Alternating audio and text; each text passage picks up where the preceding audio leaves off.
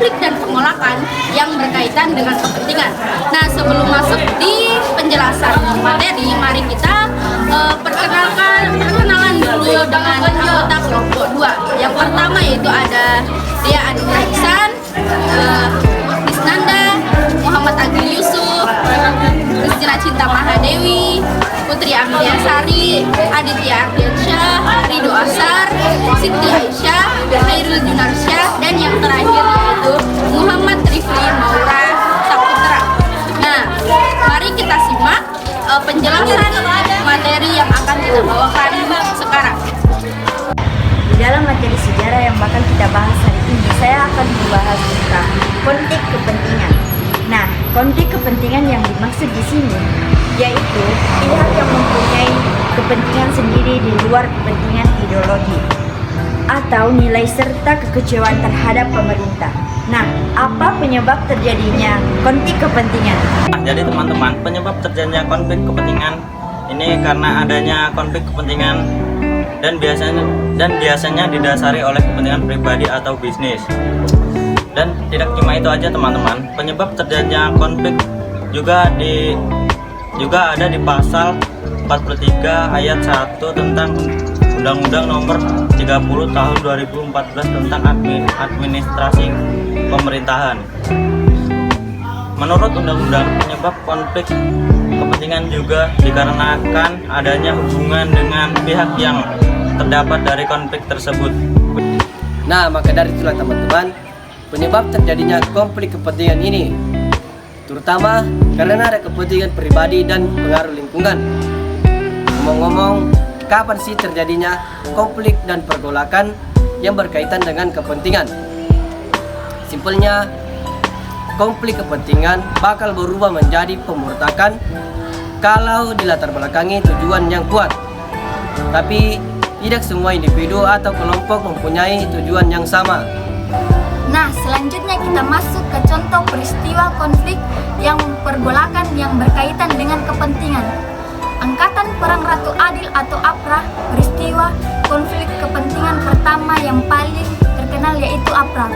Peristiwa ini berlokasi pada tanggal 23 Januari 1950. Ada kejadian apa sih?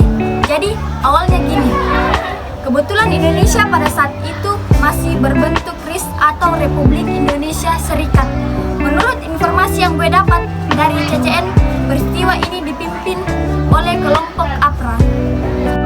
Terus nih, yang kelompok APRA ini terdiri dari Satuan Pro Belanda yang dipimpin oleh mantan Kapten Kerajaan Hindia Belanda atau KNIL. Padahal Pasundan kan masih jadi bagian Indonesia, ya tetapi saat itu APRA ingin mempunyai tentara sendiri yang berbeda dari TNI. Dari situlah mereka melanjutkan langkah-langkah pemberontakan dengan cara kudeta atau berusaha menggulingkan kekuasaan terhadap pemerintah RIS. Akhirnya guys, pemberontakan atas konflik kepentingan ini gagal dikarenakan pasukannya tidak membantu usaha dari Westerling. 2. Andi Aziz.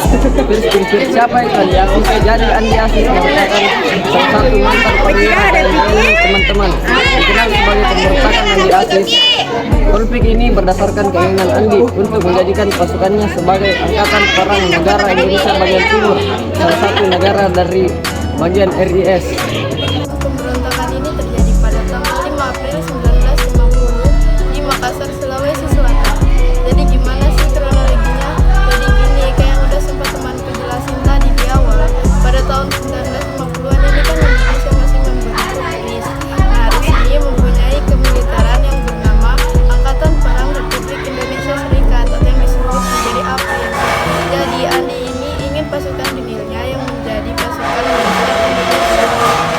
Karena itulah terjadi pemberontakan Andi Aziz yang mulai menyerang.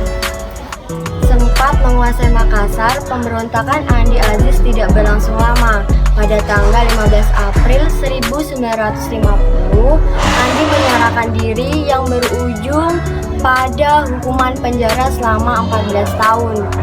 Republik Maluku Selatan atau bisa disebut dengan RMS. Peristiwa RMS ini terjadi pada tahun 1950. Lagi dan lagi, kalian tahu kalau tahun itu Indonesia masih berbentuk RIS. Nah, Dengan bentuknya yang masinis, ada beberapa negara bagian Indonesia nih. Jadi salah satunya yaitu negara Indonesia Timur atau NIT yang terdiri dari wilayah Maluku, Nusa Tenggara, Sulawesi, dan yang lainnya. Nah, pada saat itu kebetulan NIT dibubarkan oleh parlemennya dan tergabung ke NKRI.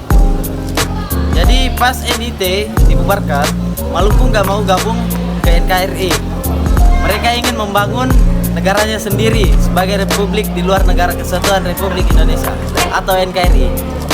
So guys, penjelasan yang disampaikan oleh teman-teman saya itu merupakan penyebab terjadinya pemberontakan negara itu. Nah, sejauh ini semoga materi yang kami